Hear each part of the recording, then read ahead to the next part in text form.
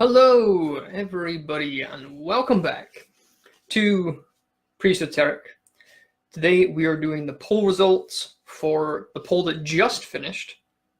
Should magic and occultism as a subject be normalized in today's society? And sorry, I've just had a fuckload of crackers. My mouth is like really dry now. You know when you have so much crackers without anything on them and it's just so dry. So I do apologize. So, onto the poll results.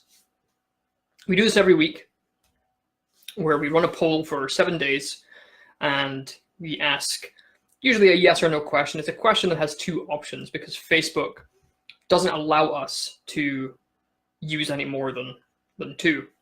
I don't know why they've set up their polls like that, but it's something that we just have to find a workaround for. So usually what we do is we post a question that is very general. It doesn't have much detail to it, and all we're using this for is to get a rough idea of what the community thinks and where they're leaning to on certain issues. We're not using this data for anything else apart from that. And I know that a lot of people keep mentioning that there's only two options and that it's very general and very vague. And I want to note that we're not actually using this data for anything. The only thing we're using it for is to get an idea of what people think and where they kind of lean to on certain issues. And that takes into consideration a lot of the comments that come from this too. And we often ask people to elaborate on why they choose the one that they choose. So this poll ran for 7 days like they all do. And the graph that we've created with the percentages of how many people did it and whatnot is up there. So I'm going to read through some of the comments.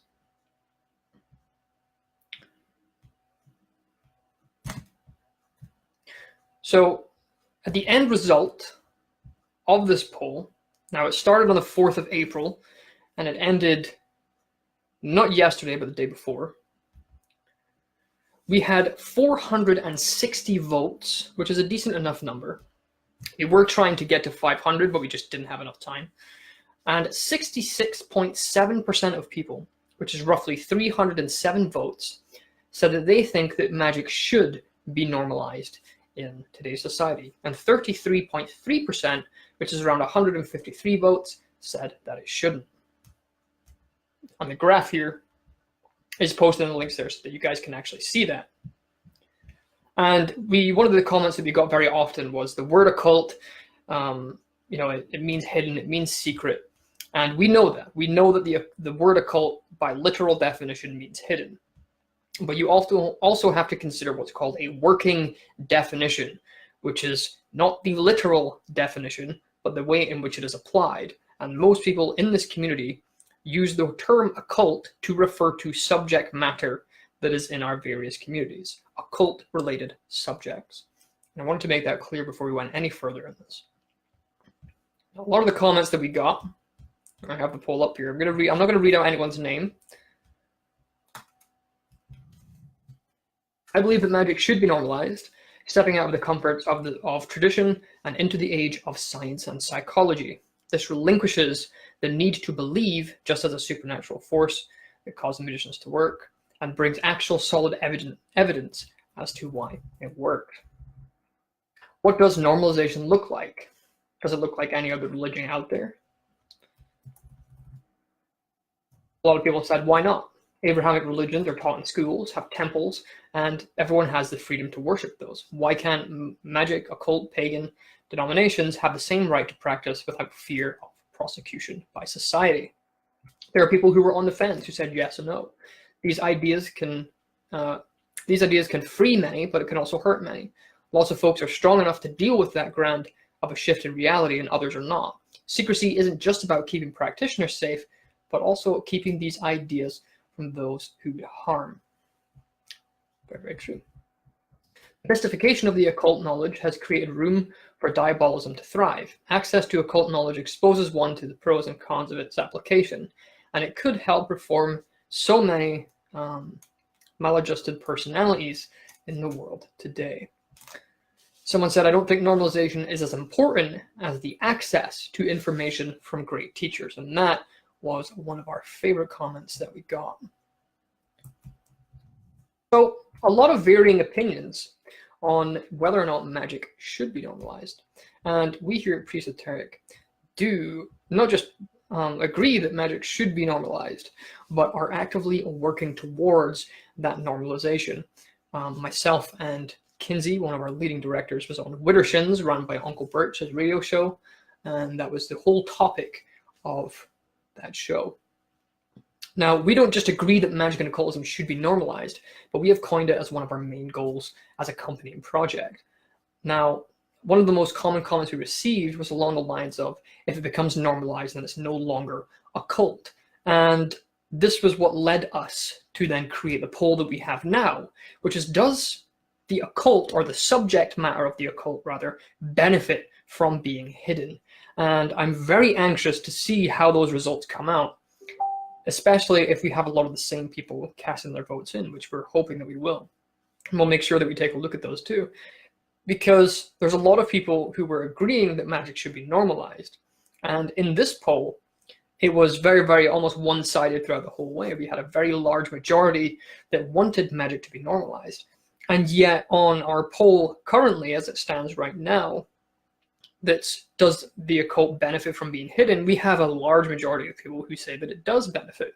So it's kind of an interesting contrast between the two. And I'm very, very curious to see how it's going to come out all together. Now, with the data that we collected from this poll, it's pretty apparent that a large majority of our communities would like magic and the occult to be normalized to some degree. However, I think a lot of them have trouble not understanding, but visualizing what that may look like. It seems that there's a good portion of people who would rather keep magic as it is, most of which we speculate would hold somewhat the philosophy of you don't cast pearls before swine. And so it's very interesting to see the way that people are thinking within our immediate community right now. And so again, this is just another short poll. There's not really anything we can gather from these polls other than just a general idea of what people are thinking and why they think the way that they do. And our job is just to relay some of that information to you and pick out some of those comments that stand out and play them off. We want to know what people are thinking. And I think that's going to help us as a community to grow, because I think a lot of people want to give their point of view, but don't want to actually explain why it is they think the way they do, or really give any more information behind that. And that's what we're looking to do mainly with these polls. It's not so much about the data. It's about getting people talking and sharing their views and sharing their opinions and bringing them all together on a live stream like this, where we can all get a sense of how the majority of people are thinking. The one that we did, the last poll that we did, or at least before the reboot on paranormal activity, showed that generally speaking, most people in our communities believe in paranormal activity.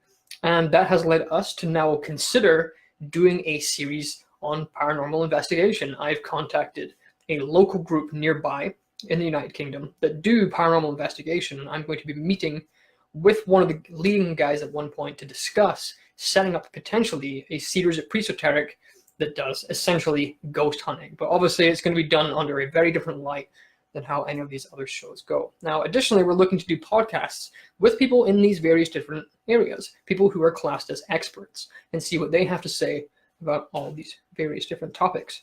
So these live streams, while they don't give anything intrinsically by themselves, do open the doors for much more progression for us as a company in knowing what to study and what to experiment with and what to bring to the table. But it also allows us to hear your thoughts and your opinions, and that's what we want. We want to know what you're thinking. And that allows us to essentially have something to strive towards producing or making content on. That's what's important to us, is getting content out there that's relative to what you're thinking.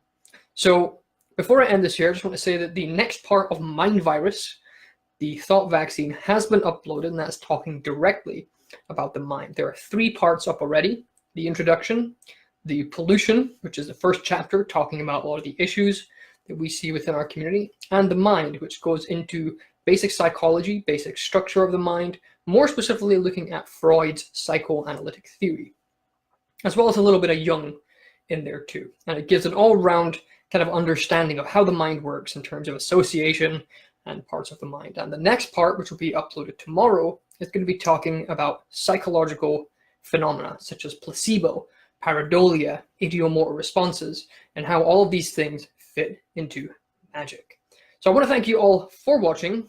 Can't wait to see how this next poll goes. And if you want to check out the next polls that we're doing, make sure to keep updated on our Facebook page. I am Darren Taylor. Thank you guys for watching. Let's redefine the divine together. We are Presoteric.